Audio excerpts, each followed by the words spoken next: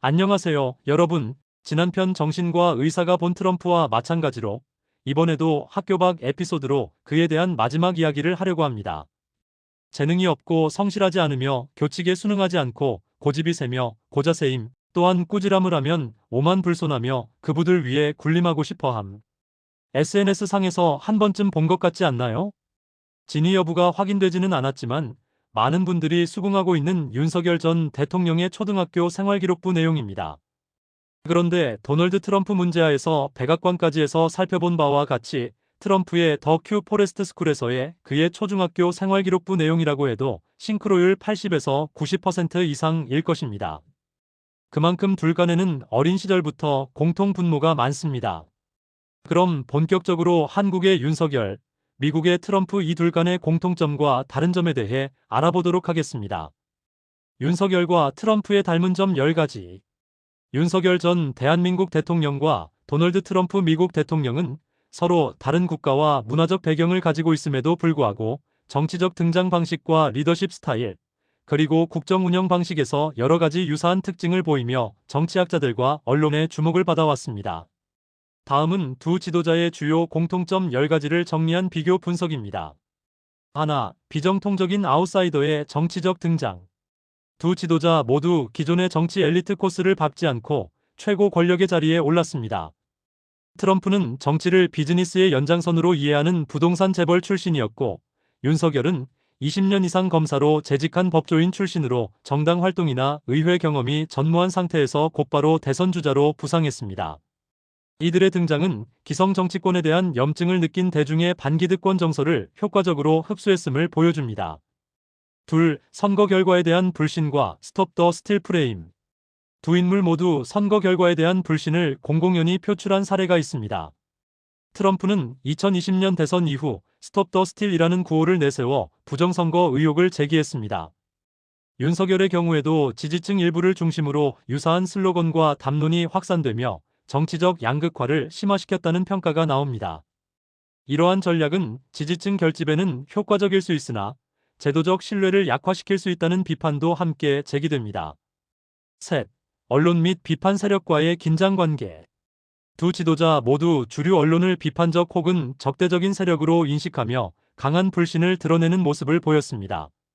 트럼프는 가짜뉴스라는 표현으로 언론을 반복적으로 공격했고, 윤석열 역시 비판적 보도를 악의적 보도로 규정하거나 기자들의 출입에 제한을 두는 등 언론과의 잦은 마찰을 빚었습니다.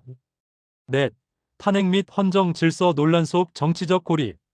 트럼프는 두 차례 탄핵을 겪으며 반란 선동 혐의로까지 이어졌고, 윤석열 역시 계엄령 논란 이후 탄핵과 헌정 질서 훼손 논란의 중심에 섰습니다. 두 인물 모두 이를 정치적 박해로 규정하며 지지층 결집의 계기로 활용했습니다. 다섯, 소셜미디어를 통한 대중 직접 소통. 두 지도자는 전통 미디어를 우회해 소셜미디어를 적극 활용했습니다. 트럼프는 트위터 X를 통해 직접적이고 자극적인 메시지를 전달했고, 윤석열은 페이스북과 유튜브를 통해 정책과 입장을 설명하며 지지자들과 소통했습니다. 이는 직접 민주주의의 이미지를 강조하는 전략으로 해석됩니다. 여섯, 권위적이고 독단적인 리더십 스타일. 두 사람 모두 자신의 판단에 대한 강한 확신을 바탕으로 국정 운영을 밀어붙이는 경향을 보였습니다. 트럼프는 스스로를 가장 잘 아는 사람으로 묘사하며 강한 자기 확신을 드러냈고, 윤석열은 법과 원칙을 근거로 강한 추진력과 결단을 강조했습니다. 이로 인해 소통 부족과 독선이라는 비판도 뒤따랐습니다. 7. 극단적인 팬덤 정치 의존. 두 지도자 모두 핵심 지지층의 결집에 크게 의존하는 팬덤 정치를 구사합니다. 기독교 보수와 극우 세력을 핵심 지지자로 둡니다. 트럼프는 백인 복음주의자, 윤석열은 북한 탈북자를 포함한 한국의 기독교 우익을 기반으로 합니다. 이들은 중도층 포섭보다는 외부의 적을 명확히 설정하고 지지층을 향한 직접적인 메시지를 통해 결속력을 강화하는 전략을 사용합니다.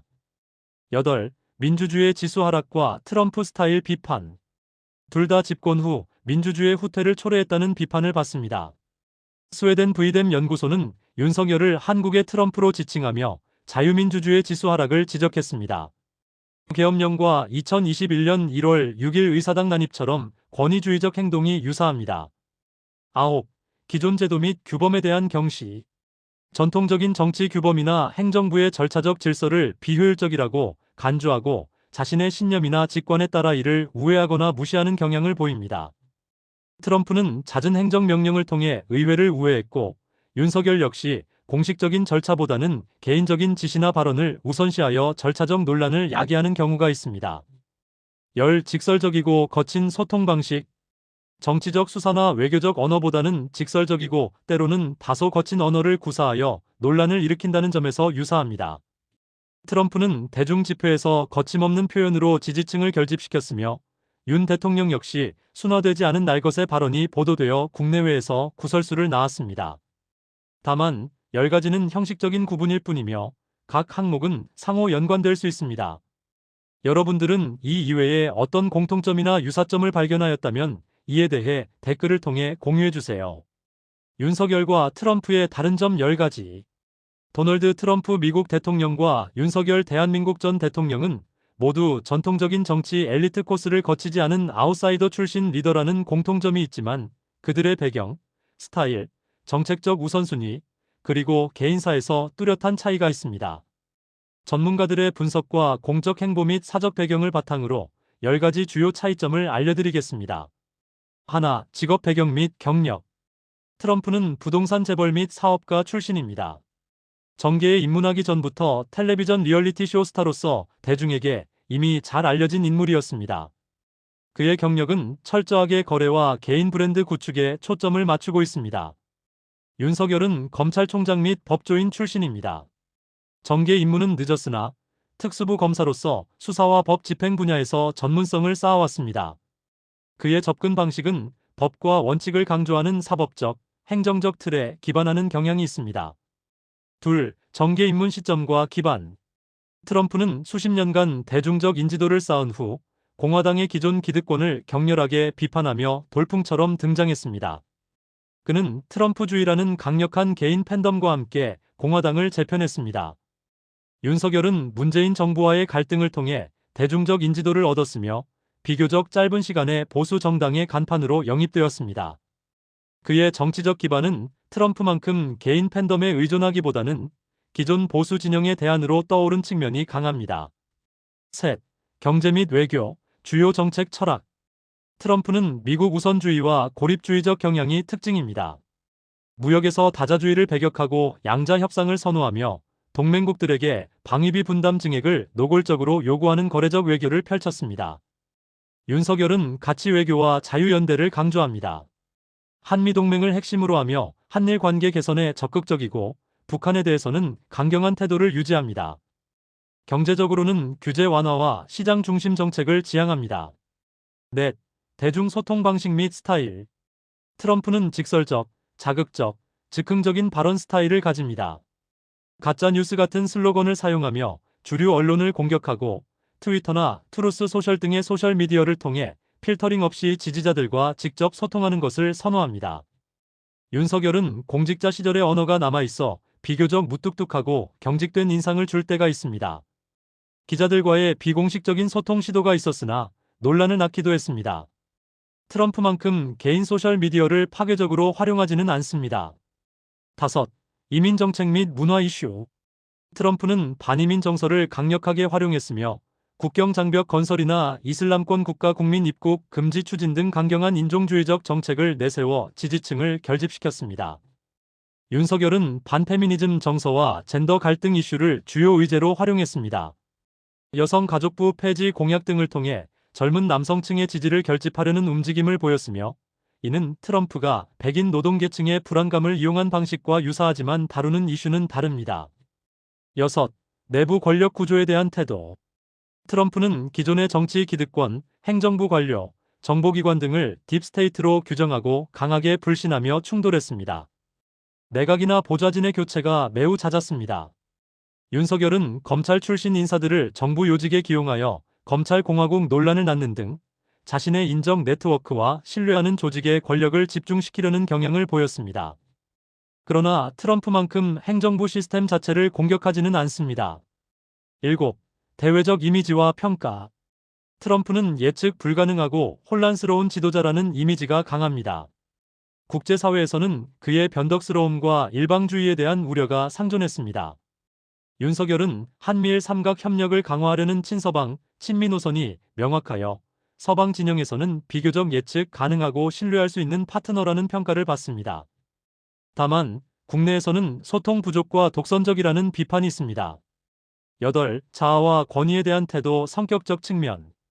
트럼프는 심리학적으로 악성 나르시시즘 성향이 강하다는 분석이 많으며 자신에 대한 비판을 개인적인 공격으로 간주하고 극렬하게 보복합니다. 자신의 성공과 능력에 대한 과대망상적 확신이 두드러집니다. 윤석열은 법과 원칙에 대한 강한 신념을 바탕으로 하며 때로는 자신의 판단이 옳다는 확신을 너무 강하게 밀어붙여 소통의 문제를 야기합니다.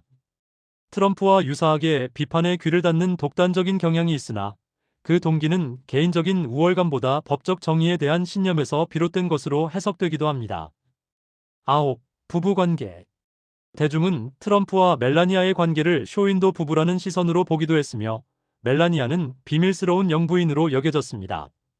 즉, 개인의 사생활을 보호하며 거리를 두는 거래적 관계 속에서 각자의 역할을 수행하고 있습니다.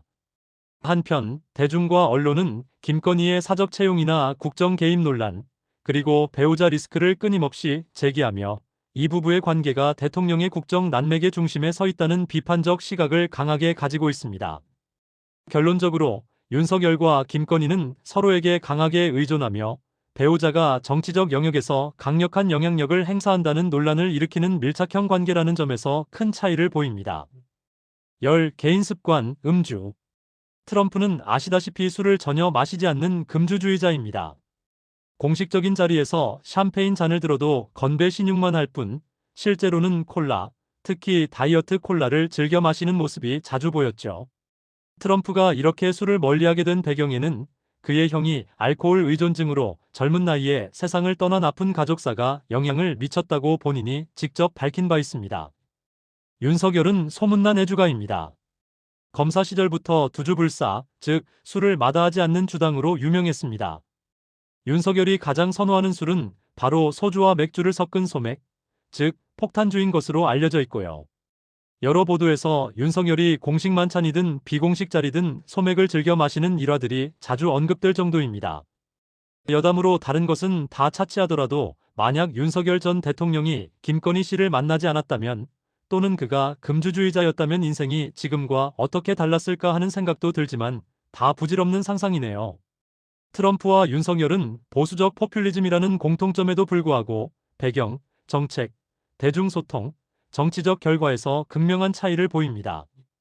트럼프는 글로벌 영향력과 강력한 지지층으로 정치적 생존과 재기를 이루었지만 윤석열은 좁은 지지 기반과 계엄령 등 잘못된 판단으로 빠르게 몰락했습니다. 또한 트럼프의 최종 평가는 그의 남은 임기 동안 그 이후에도 계속 평가될 것입니다. 여러분들은 이 이외에 어떤 공통점이나 차이점을 발견하였다면 이에 대해 댓글을 통해 공유해주세요. 다음에는 좀 더 밝은 이야기로 만나 뵙도록 하겠습니다. 구독과 좋아요 부탁드리고 시청해주셔서 감사합니다.